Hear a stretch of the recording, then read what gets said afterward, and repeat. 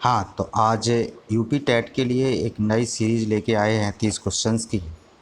और इसमें पहला आज का क्वेश्चन है, भारत में ग्रीष्मकालीन मानसून से निम्नलिखित में से कहाँ वर्षा होती है। तो भारत में देखा जाए तो हाँ, आप इसका प्रश्न का आंसर बताइएगा। हाँ, भारत में ग्रीष्मकालीन मानसून से कहाँ वर्षा होती है, तो कहाँ होती है, पश्चिमी तट पर। तो पश्चिमी तट पर कहाँ शुरुआत होती है, तो केरल से। कहाँ से, केरल से। तो देखिए, अब इसके बारे में कुछ बता देते हैं आपको।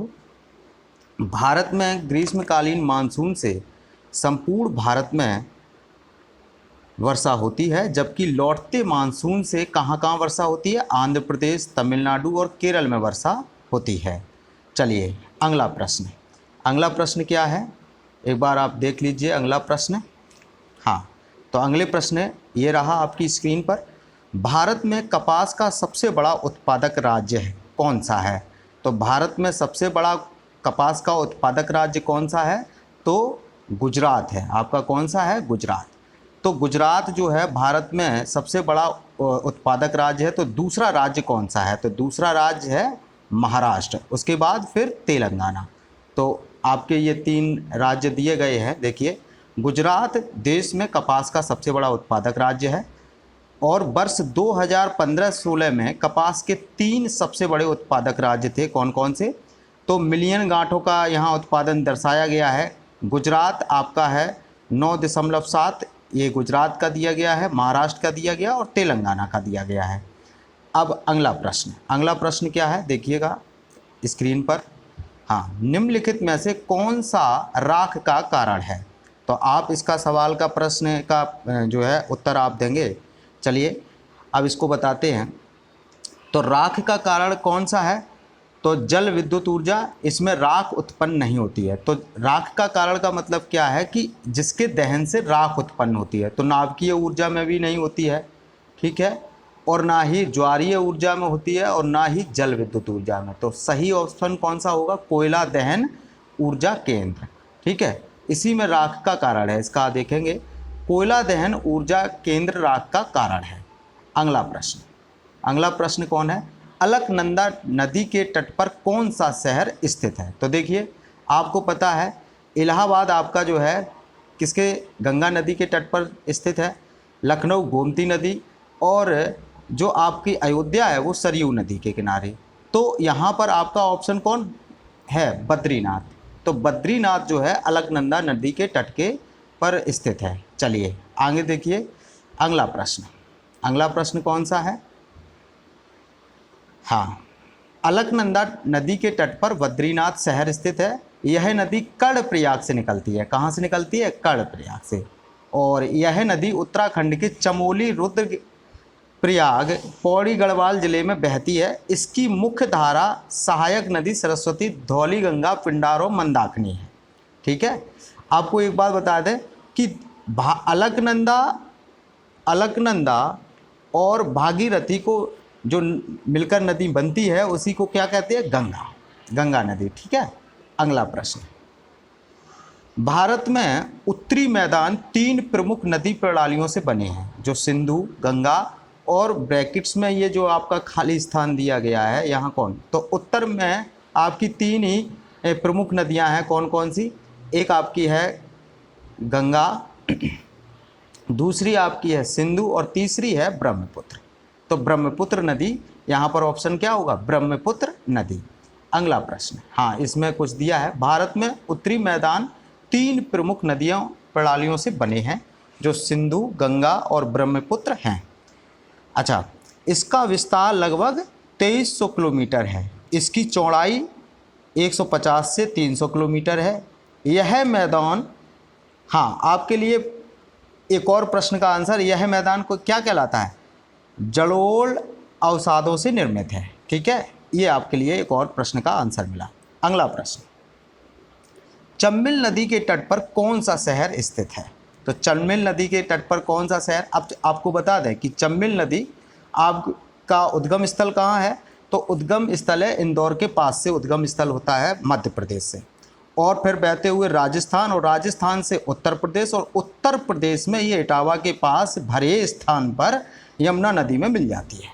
तो आपका अब देखिए, तो यहाँ पर ऑप्शन क्या होगा आपका? कोटा। कोटा शहर जो है चंबल नदी के तट पर स्थित है। तो चलिए, हाँ, चंबल नदी के तट पर कोटा शहर स्थित है। चंबल नदी मध्य प्रदेश के मऊ की पहाड़ी से निकलती है और इटावा के समीप यमुना में मिल जाती है। तो चलिए अगला प्रश्न क्या है? हाँ, निम्नलिखित नदियों में से किस नदी का उद्गम नेपाल में है और वह गंगा नदी में आकर मिलती है? तो देखिए, हाँ, तो आपको बता दें कि इन तीनों नदियों का जो उद्गम स्थल है वो कहाँ से है? जम्मू कश्मीर से। इन तीनों का, तो ये जम्मू कश्मीर से निकलती है। जो कोसी नदी है वो आपकी जो है नेपाल से निकलती है। नेपाल से निकलने के बाद बिहार में बहकर ये गंगा नदी की सहायक नदी है। ठीक है, इसी को जो है बिहार का शोक भी कहा जाता है। कोसी नदी को क्या कहा जाता है? क्योंकि ये इसके जो रास्ता है, इसका जो वो टेढ़ा मेढ़ा रास्ता है, इस तरीके से जिगजैग के आकार का, इस नदी का, कोसी नदी का, इसलिए जो है इसमें बाढ़ का खतरा ज़्यादा रहता है और इसीलिए जो है इसे क्या कहा जाता है? बिहार का शोक कहा जाता है। अगला प्रश्न क्या है? हाँ, कोसी नदी, इसके बारे में दिया गया है 730 किलोमीटर जो है, 730 किलोमीटर इसकी लंबाई है और यह यहाँ पर क्या है? एवरेस्ट पर्वत के उत्तर में तिब्बत से निकलती है। कहाँ से निकलती है? तिब्बत से।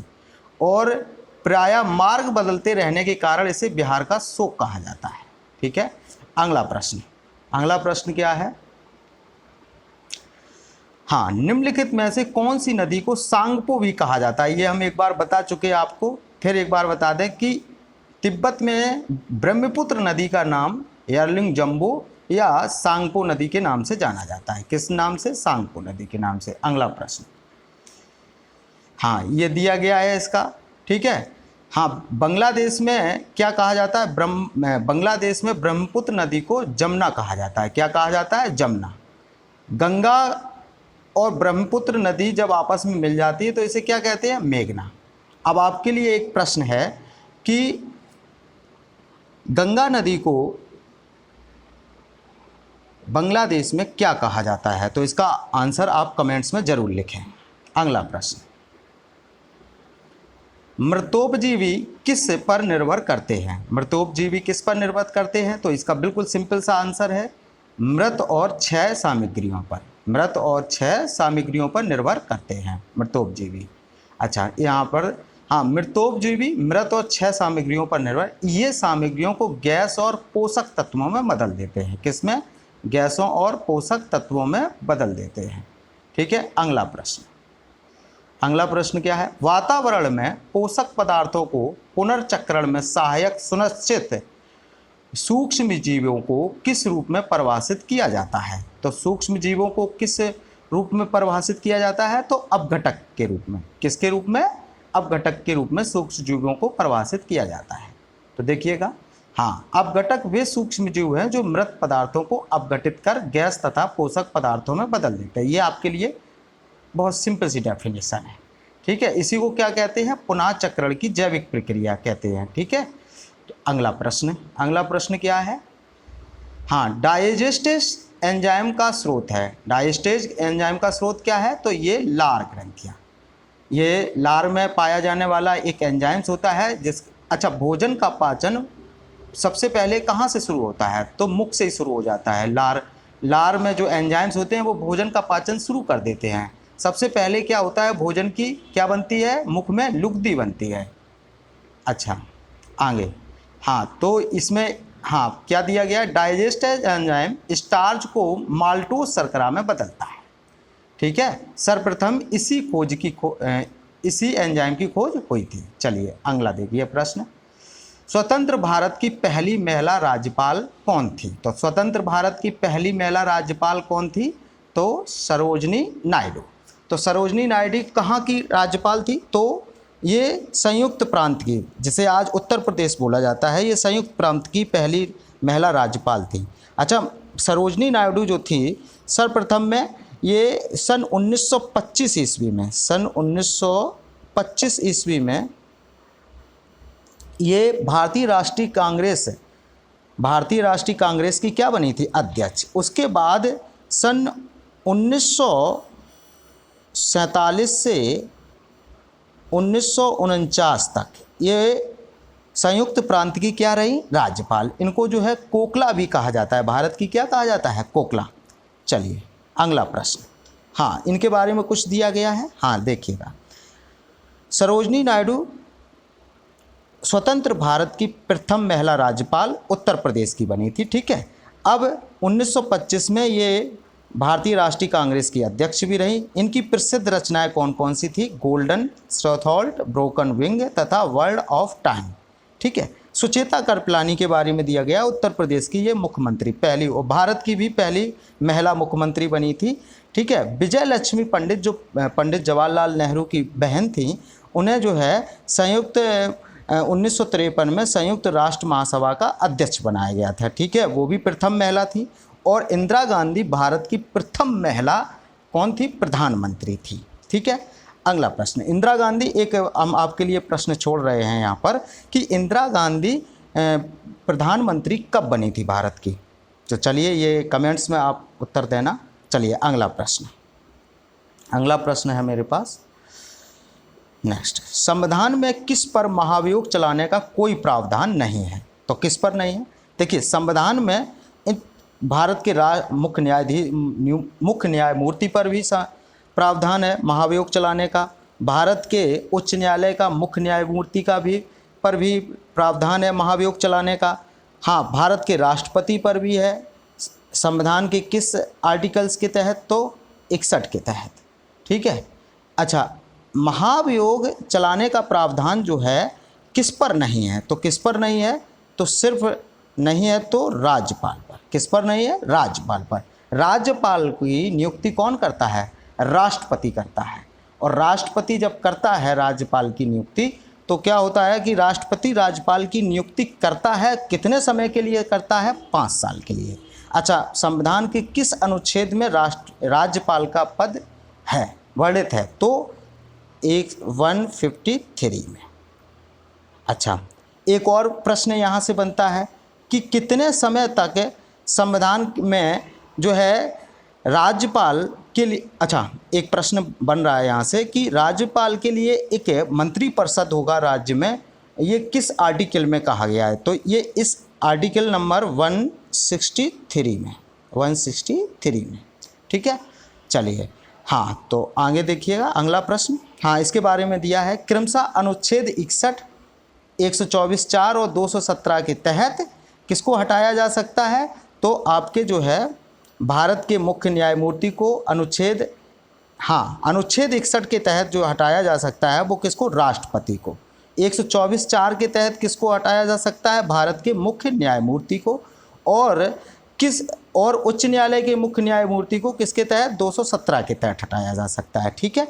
और अनुच्छेद 156 में क्या कहा गया है? अनुच्छेद 156 में कि राज्यपाल राष्ट्रपति के प्रसाद पर्यंत पद धारण करेगा। ठीक है। और राष्ट्रपति जब चाहेगा तो राज्यपाल को हटा भी सकता है। अगला प्रश्न, संविधान की संकल्पना का उद्भव सबसे पहले कहाँ हुआ? तो संविधान की संकल्पना का सबसे पहले उद्भव कहाँ से हुआ था? तो संयुक्त राज्य अमेरिका। कब हुआ था? अच्छा, एक सवाल बनता है, एक प्रश्न है कि संयुक्त राज्य अमेरिका किस देश का गुलाम था? तो ये था आपका ब्रिटेन। किसका? ब्रिटेन का। चलिए, एक आपका क्वेश्चन ये बनता है। दूसरा प्रश्न कि अमेरिका कब आज़ाद हुआ था? तो अमेरिका कब हुआ था? 7 जुलाई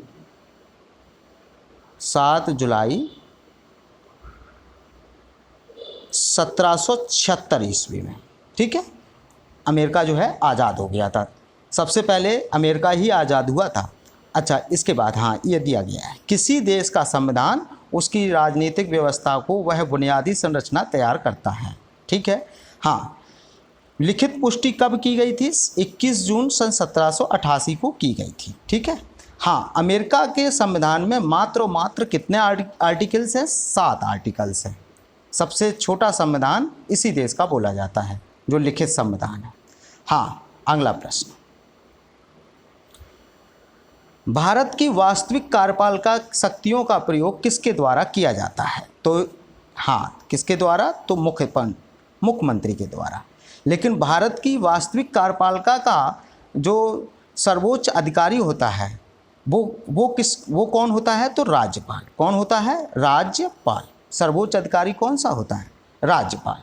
ठीक है, अगला प्रश्न, हाँ, भारत में, हाँ देखिए, राज्य की कार्यपालिका शक्ति राज्यपाल में निहित होती है, किंतु वास्तविक शक्तियों का प्रयोग कौन करता है? मुख्यमंत्री करता है। इसका प्रमुख कौन होता है? मुख्यमंत्री। मुख्यमंत्री का पद, हाँ, मुख्यमंत्री राज्यपाल के प्रति अपने कर्तव्यों का निर्वहन करेगा। ये किस में कहा गया? किस आर्टिकल्स में कहा गया? तो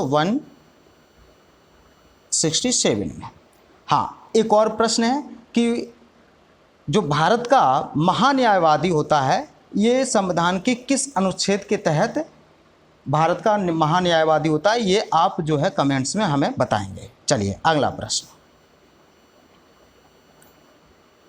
हाँ, महाधिवक्ता किसके तहत होता है? हाँ, महाधिवक्ता सुन लीजिए, जो राज्यों में महाधिवक्ता होता है वो 165 आर्टिकल, मतलब अनुच्छेद 165 के तहत। ठीक है, अगला प्रश्न, चलिए देखिए, पर्यावरण अध्ययन के शिक्षण के संदर्भ में निम्नलिखित में से क्या महत्वपूर्ण है? तो क्या है?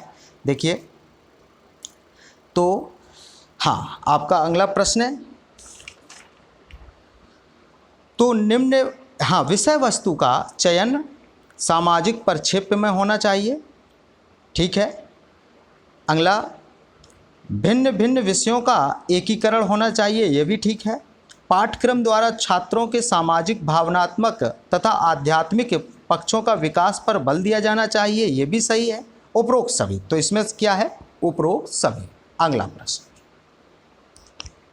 अगला प्रश्न क्या है जरा देखेंगे, पर्यावरण अध्ययन का बालक के भविष्य से क्या संबंध है? तो बालक के भविष्य से क्या संबंध है पर्यावरण अध्ययन से? तो हाँ, क्या है संबंध? तो बालक भविष्य में एक व्यक्ति के रूप में अपने पर्यावरण में ही जीवन यापन करेगा, बिल्कुल सही है। पर्यावरण के ज्ञान के बाद बालक भविष्य में इसका दोहन अच्छी तरह से कर पाएगा, ये गलत है। दोहन शब्द जो है ये गलत है। दोहन का मतलब क्या होता है? जैसे एक एग्जाम्पल देते हैं, जैसे आप एक भैंस ले आते हैं और भैंस ले आने के बाद जो उसके दूध, जब उससे दूध मिलता है और उसे मार्केट में बेचते हैं तो उससे जो इनकम होती है उसे दोहन कहा जाता है। इसी प्रकार आप जो है जंगलों की कटाई करके या दोहन करके उससे जो है आप मुनाफा नहीं कमा सकते, ये गलत हो गया। अगला, बालक भविष्य में इसी क्षेत्र में रोजगार प्राप्त करेगा, ये भी गलत है। बालक के भविष्य से पर्यावरण का कोई संबंध नहीं है, ये भी गलत है। संबंध है पर्यावरण से। ठीक है, तो पहला इसका सही है, ए ऑप्शन। अगला प्रश्न, हाल ही में कुछ शेरों को गुजरात के उनके प्राकृतिक आवास से निम्नलिखित में से किस एक स्थल पर स्थानांतरित किए जाने का प्रस्ताव था? तो किस पर था? तो कुनो पालपुर वन्य अभयारण्य। ये कहाँ पड़ता है? ये आपका एमपी में पड़ता है। कहाँ पड़ता है? एमपी में। ठीक है, चलिए मध्य प्रदेश में। अगला प्रश्न, अगला प्रश्न, हाँ, इसमें दिया गया है कि गिर वन्य, हाँ, कहाँ से आए थे? गिर वन्य जीव अभयारण्य से ये आए थे। गिर अभयारण्य से कुछ शेरों को कुनो पालपुर जो है स्थानांतरित किया गया था। ठीक है, अगला प्रश्न, कुछ कारणवश यदि तितलियों की जाति की संख्या में बड़ी गिरावट होती है तो इसके क्या संभावित परिणाम हो सकते हैं? हाँ, क्या संभावित परिणाम हो सकते हैं? तो एक बार देखेंगे, कुछ पौधों के परागण पर प्रतिकूल प्रभाव पड़ सकता है, बिल्कुल सही है, प्रतिकूल प्रभाव पड़ सकता है। हाँ, आगे दूसरा, कुछ कृषि पौधों में कवकीय संक्रमण प्रचंड रूप से बढ़ सकता है, ये गलत है, ये गलत है। ठीक है, ये गलत है। हाँ, इसके कारण बर्रों, मकड़ियों और पक्षियों की कुछ प्रजातियों की समष्टि में गिरावट हो सकती है, ये सही है। तो इसका सी ऑप्शन सही हो जाएगा। अगला प्रश्न, अगला प्रश्न, इसके बाद जो है यहाँ पर इसके बारे में कुछ दिया गया है। चलिए अगला प्रश्न देखते हैं। शैवाल आधारित जैव ईंधनों का उत्पादन संभव है, लेकिन इस उद्योग के संदर्भ में संवर्धन में विकासशील देशों की क्या संभावित सीमा है? तो क्या संभावित सीमा है? तो हाँ, इसका देखेंगे तो पहला है शैवाल आधारित जैव ईंधनों पर उत्पादन संभव है, महाद्वीपों पर नहीं। महाद्वीपों पर भी होगा तो ये गलत है, महाद्वीपों पर भी होगा तो इसका ये गलत हो गया। शैवाल आधारित जैव ईंधन उत्पादन को स्थापित करने और इंजीनियरिंग करने हेतु निर्माण पूरा होने तक उच्च स्तरीय विशेषता प्रौद्योगिकी की जरूरत होती है, बिल्कुल सही। आर्थिक रूप से व्यवहार्य उत्पादन के लिए बड़े पैमाने पर सुविधाओं की स्थापना की आवश्यकता होती है, जिससे पारिस्थितिक एवं सामाजिक सरोकार उत्पन्न हो सकते हैं, ये भी सही है। तो इसका बी ऑप्शन आपका सही है। कौन सा है? B option. 2 और 3 ऑप्शन सही है, पहला ऑप्शन गलत है। चलिए अगला प्रश्न, ठीक है। हाँ, अगला प्रश्न है कूड़ा निस्तारण की सर्वाधिक अच्छी विधि कौन सी है? तो कूड़ा निस्तारण की सर्वाधिक अच्छी विधि कौन सी है? तो भूमि भराव। भूमि के अंदर नीचे कूड़ा को दबा दिया जाता है, जिससे जो है वो पर्यावरण को भी दूषित नहीं कर पाता है। चलिए हाँ, कूड़ा निस्तारण की सबसे अच्छी विधि भूमि भरण होती है। इसमें ठोस तथा हानिकारक अपशिष्टों को, कौन कौन से? ठोस और हानिकारक अपशिष्टों को भूमि के गहरे नीचे दबा दिया जाता है। इसे टिप डंप, रबिश डंप अथवा गार्बेज डंप भी कहते हैं, ठीक है, ये भी कहते हैं। चलिए अगला प्रश्न, उत्तर प्रदेश में एक बब्बर शेर सफारी स्थापित किया जा रहा है। कहाँ किया जा रहा है उत्तर प्रदेश में? तो सबको पता है, ये इटावा, ठीक है। अगला प्रश्न, हाँ, उत्तर प्रदेश के जनपद इटावा में बब्बर शेर प्रजनन केंद्र एवं सफारी पार्क विकसित किया जा रहा है, ठीक है। अगला प्रश्न क्या है? पश्चिम बिहार और स्थान ये दिया गया है, इनमें से कौन सुमेलित नहीं है वो हमें बताना है। तो कौन नहीं है? देखिए समस्तपुर ये रायबरेली में है, बिल्कुल सही है। नवाबगंज इलाहाबाद में नहीं है। ये कहाँ पड़ता है आपका?